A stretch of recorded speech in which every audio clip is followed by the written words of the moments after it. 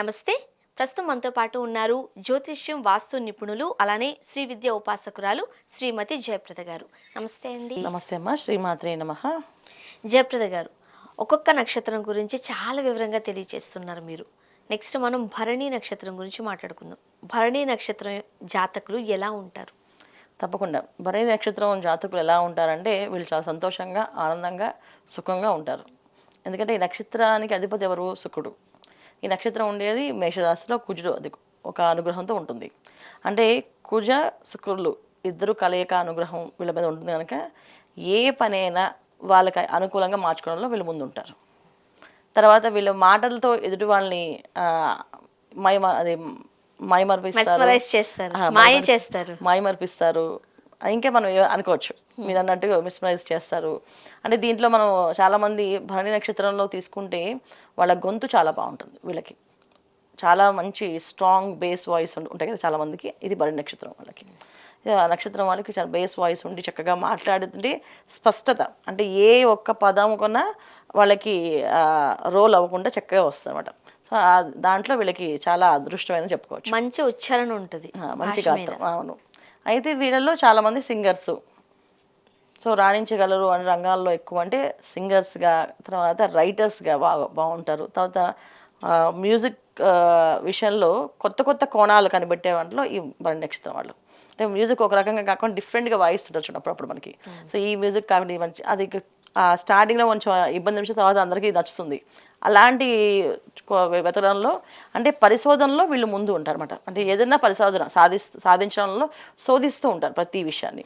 దీంట్లో భరణి నక్షత్రం వాళ్ళు మంచి మ్యూజిషియన్స్ అనమాట. ఖచ్చితంగా. అంటే మనం అన్ని విషయాల్లో తీసుకోవచ్చు వెళ్ళి. ఇప్పుడు చిన్నప్పటి నుంచి భరణి నక్షత్రంలో పుట్టిన వాళ్ళు ఇంట్లో పెద్దవాళ్ళ దగ్గరికి అనుగ్రహం వాళ్ళకి ఎలా ఉంటుంది యోగం అంటే, భరణి నక్షత్రం అంటే శుక్రమహాదశతో పుడతారు కనుక తల్లిదండ్రులకి మంచి జరగడము, వీళ్ళు పుట్టడంతో తల్లిదండ్రులకి మంచి మంచి పేరు ప్రఖ్యాతులు రావడము. సో వీళ్ళ జీవితంలో ఉంటుందా అంటే అది లగ్నంకి సంబంధించింది. కానీ వీళ్ళ వల్ల తల్లిదండ్రులకి, బంధువుల్లో అన్నింటిలో కూడా మంచి పేరు వస్తుంది.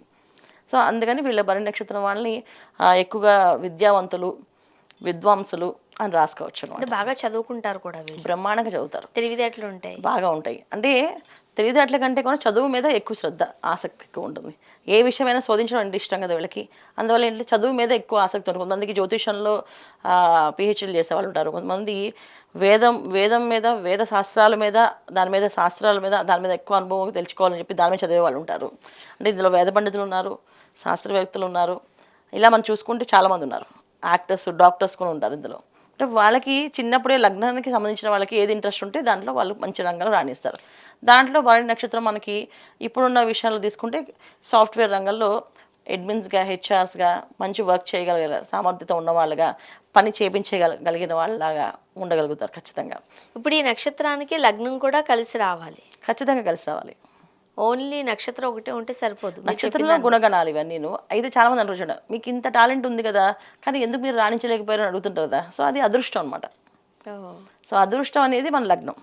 సో లగ్నం బాగుండి లగ్నానికి శుభగ్రహాలు వీక్షణ ఉండుంటే ఖచ్చితంగా ఈ లక్షణాలన్నీ కలిగి 100% వీళ్ళు సాధించగలుగుతారు. ఇది మనకి ఎక్కడ అంటే 100 మందిలో ఒక 10 మందో 15 మందికి అలాంటి సాధించే అవకాశాలు దొరుకుతాయి. సో మీరు రీసెర్చ్ చేస్తున్నారు కాబట్టి ఇవన్నీ ఇంత కూలంకుషంగా మీరు చెప్పగలుగుతాం. ఇప్పుడు అంటే భరణి నక్షత్రం వాళ్ళ యొక్క విద్య గురించి మాట్లాడారు, మరి వాళ్ళ ఆరోగ్యం ఎట్లా ఉంటుంది? ఆరోగ్య విషయంలో చాలా జాగ్రత్తగా ఉండాలి. ఎందుకంటే చాలా వరకు ఈ నక్షత్రం వాళ్ళు దెబ్బతినేది ఆరోగ్యం మీద. ఆరోగ్య విషయంలో ఏంటంటే సరైన నియమాలు పాటించకపోవడం వల్ల, నచ్చింది ఆహారం తినడం వల్ల, అంటే ఎలా ఉంటుందంటే వీళ్ళ జీవితం వీళ్ళు ఎలా ఆలోచిస్తారంటే హ్యాపీగా మూమెంట్స్, హ్యాపీగా ఉన్న డేస్ తక్కువ. ఆ డేస్ మనం హ్యాపీగా బతకాలి. అంతేకాని ఊరికి ప్రతిదానికి మనం లెక్కలు వేసుకుంటే రిస్ట్రిక్షన్స్ పెట్టుకుంటే ఎలా అని చెప్పి కొంచెం చమత్కారంగా మాట్లాడతారు. అంటే వీళ్ళు ఉంటే సందడిగా అందరినీ కలిపేసుకొని మాట్లాడుతూ అందరినీ చమత్కారంగా వీళ్ళు అనవలసిన మాటలు కూడా అనేస్తూ నవ్వుతూ అనేస్తూ చాలామంది కోపంగా అంటారు కదా, వీళ్ళు నవ్వుతూ అనేస్తారు చెప్పవలసిన మాటలు. అయితే వీళ్ళకి కొంచెం కోపం చాలా ఎక్కువగా ఉంటుంది. అందువల్ల కోపం వల్ల కొన్ని కోల్పోతారు కూడా. అంటే సమయానికి వీళ్ళు జోకులు వేస్తారు కానీ మనం ఎవరైనా జోకులు వేస్తే వాళ్ళు ఒప్పుకోలేరు. వెంటనే దానికి రివర్స్ అయ్యి మాట్లాడి తర్వాత దాన్ని అక్కడ పెద్ద రాద్ధాంతం అయిపోయి అక్కడి నుంచి వెళ్ళిపోవడం, ఉద్యోగాలు మానేయడం జరిగే అవకాశాలు ఉన్నాయి భరణి నక్షత్రం వాళ్ళకి. ఇది అంటే ఎంత బ్రహ్మాండమైన క్వాలిటీస్ ఉన్నప్పటికీ కూడా ఒక్క మనకి మైనస్ క్వాలిటీ ఉన్నప్పటికీ ఆ మైనస్ క్వాలిటీ ఎక్కువగా ప్రభావం చూపిస్తుంది.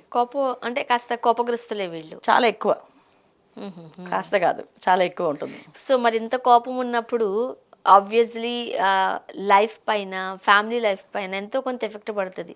ఎలా ఉంటుంది వైవాహిక జీవితం? వైవాహిక జీవితం కొంచెం వీళ్ళకి ఇబ్బంది ఉంటుంది. ఎందుకంటే చాలా వరకు వివాహాలు కాని నక్షత్రాల్లో భరణి నక్షత్రం. వివాహాలు కావట్లేదని వీళ్ళకి వివాహం అయ్యే సమయం అనేది చాలా తక్కువ సమయం అంట. అంటే 22, 24, 25, 26 లోపు వివాహాలు చేసుకోవాలి వీళ్ళు. 26 దాటిన తర్వాత ఇంకా కష్టమే ఓహ్! అలా కూడా ఉంటదా? ఉంటుంది. అంటే మన నక్షత్రం బట్టి ఈ ఏజ్‌లో వాళ్ళ వివాహం అయిపోవాలి. అది దాటిందంటే ఇబ్బందికరమే. ఇబ్బందికరమే. సో, ఆ భరణి నక్షత్రంలో చూసుకోవాల్సిన మొదటి జాగ్రత్త ఏంటంటే వివాహ సమయం. ఖచ్చితంగా వాళ్ళ వివాహ సమయం అనేది 24-26 మాక్సిమం. 28 అదృష్టం ఎంతో కొంతమందికి 28, 29 చాలా తక్కువ మంది. 26 లోపు వివాహం చేసుకుంటే వివాహ జీవితం వీళ్ళది సంతృప్తిగా బాగుంటుంది. దాటిన తర్వాత ఇది కొంచెం కష్టకాలమే. రెండోది భార్యాభర్తల మధ్యలో భర్త అయినా భార్య అయినా ఎవరైనా ఒకళ్ళు కాంప్రమైజ్ అవుతూ ఉంటారు. అది మానసికమైన బాధ ఉంటుంది. ఈ నక్షత్రానికి అధిపతి ఎవరు? శుక్రుడు. శుక్రుడు అంటే ఏంటంటే ఆనందం, సంతోషం, ఏదైతే మనకు కావాల్సిన ఇప్పుడు కోరిక ఏదైతే ఉందో అవన్నీ తీర్చే ఆయనే శుక్రుడు అనుగ్రహం. సో శుక్రుడికి అనుగ్రహం ఉంటేనే మనం ఇవాళ కంఫర్టబుల్గా కూర్చొని మాట్లాడగలుగుతాము. ఆయనకు అనుగ్రహం ఉంటేనే ఇలా మనకి ఏసీ కరెక్ట్గా పనిచేస్తుంది. సో ఆయనకు అనుగ్రహం ఉంటేనే మన కెమెరాస్ పనిచేస్తాయి. ఇలా ప్రతిదీ ఎలా అంచనా వేస్తామో భార్యాభర్తల మధ్యలో చిన్న చిన్న మానసిక బాధలు, చిన్న చిన్న వ్యధ ఉన్న అది వీళ్ళకి శాపంగా మారుతుంది. శాపం ఎందుకు? శాపం ఎందుకు అంటే మానసికమైన బాధ భార్య పడినా అలాగే భర్త పడినా అది వాళ్ళకి రెండో వాళ్ళకి ఎఫెక్ట్ అవుతుంది. ఇప్పుడు భరణి నక్షత్రం అబ్బాయి, అమ్మాయిని కొంచెం కోపం ఇంట్లో ప్రదర్శించి ఎక్కువగా కోపపడి అమ్మాయి మీద అరిచి నాకు ఇలా ఉండాలి, నాకు ఇలా రూల్స్, నా రెగ్యులేషన్స్ ఇలా ఉన్నాయి, నువ్వు ఇలాగే ఉండాలి అని గట్టిగా వాదించి గట్టిగా తిట్టాడంటే అమ్మాయికి మానసికంగా బాధపడింది. ఆ బాధ వీళ్ళకి శాపంగా మారుతుంది. అది అమ్మాయినా అబ్బాయినా? అమ్మాయినా. అంటే మరీ ముఖ్యంగా నక్షత్రాల్లో జెండర్ డిఫరెన్సెస్ ఏమీ లేవు. అది అమ్మాయి అయినా అబ్బాయి అయినా ఈ నక్షత్రం వాళ్ళు ఎవరైతే ఆపోజిట్ ఉన్నారో నక్షత్రం వీళ్ళకి శాపంగా మారేది అవతల వాళ్ళకి ఏడుపు, బాధ. సో ఎవరైనా భరణి నక్షత్రం వాళ్ళు ఉన్నారు అని అంటే వాళ్ళ ఇంట్లో వాళ్ళు బాధపడకుండా వాళ్ళ మనసు ఎరిగి ప్రవర్తించాలి ఖచ్చితంగా. అది వీళ్ళకున్న శాపం. అంటే ఏంటంటే చాలామంది హై రేంజ్కి వెళ్ళిపోయి డౌన్ అయిపోతుంటారు. ఎందుకంటే ఇంట్లో వాళ్ళతో సరిగ్గా మాట్లాడక ఇంట్లో వాళ్ళని నిందించడము, చీటికి మాటికి వాళ్ళని ఏదో కోప్పడము, అరవడము, తల్లిదండ్రులని గౌరవించకపోయినా, భార్యని గౌరవించకపోయినా, పిల్లల్ని తోలులాడినా, ఏది చేసినా సరే వీళ్ళకి అది శాపంగా మారుతుంది.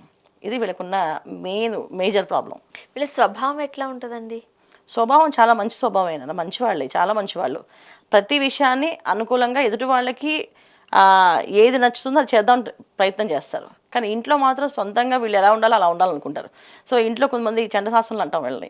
ఎందుకంటే స్ట్రిక్ట్ రూల్స్ పెడతారు. నాకు వీళ్ళు మాట్లాడలేదు, వీళ్ళు నాకు నచ్చలేదు అందుకే వీళ్ళు రావద్దు, నాకు వీళ్ళు నచ్చారు అందుకే వీళ్ళకి అన్నీ పెడతాను, ఇలా ఉంటాయన్నమాట. సో మనకి చుట్టాల్లో బంధువుల్లో ఉన్నప్పుడు ఈ రూల్స్ మనం పాటించాలంటే కుదరదు. కొంతమంది నచ్చుతారు, కొంతమంది నచ్చరు.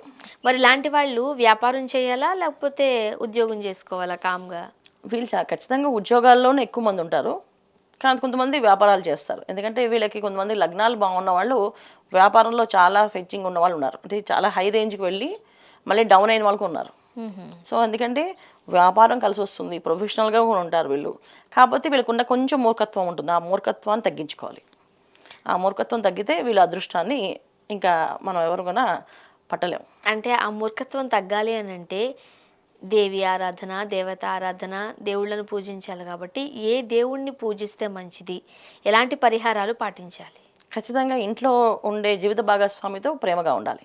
ఇది ఫస్ట్ రూల్ వీళ్ళకి. ఎటువంటి సిచ్యువేషన్స్ అయినా సరే వాళ్ళతో ప్రేమగానే స్పందిస్తూ ప్రేమగానే మాట్లాడాలి. రెండవది శ్రీ మహాలక్ష్మిని పూజిస్తుండాలి. ప్రతి శుక్రవారం అమ్మవారి దేవాలయానికి వెళ్ళడము, అక్కడ జాజి పూలు, అమ్మవారికి జాజి పూలు కానీ మల్లెపూలు కానీ ఏదైనా సువాసన కలిగిన పుష్పాలని అక్కడ అర్చన చేయడానికి ఇవ్వాలి. వీళ్ళు ఇస్తూ ఉంటే వీళ్ళకి ఎటువంటి ఆటంకాలు ఇబ్బందులు రాకుండా బయటపడతారు. ఏదైనా ఇబ్బందికరం వచ్చింది, ఏదైనా పుణ్యక్షేత్రాన్ని దర్శించాలి అనుకుంటే ఏ క్షేత్రానికి వెళితే మంచిది అంటారు? ఖచ్చితంగా అమ్మవారి దేవాలయాలు, మన విజయవాడ కనకదుర్గ అమ్మవారి దేవాలయం, వనదుర్గ అమ్మవారి ఆలయాలు, ఇవన్నీ అమ్మవారి ఆలయాలు ఎక్కువ సందర్శించాలి వీళ్ళు. ఇది వీళ్ళకి అదృష్టం. జయప్రద గారు, భరణి నక్షత్రం గుణగణాలు, పరిహారాలు చక్కగా వివరించారు. ధన్యవాదాలు. నమస్తే అమ్మా. శ్రీమాత్రే నమః.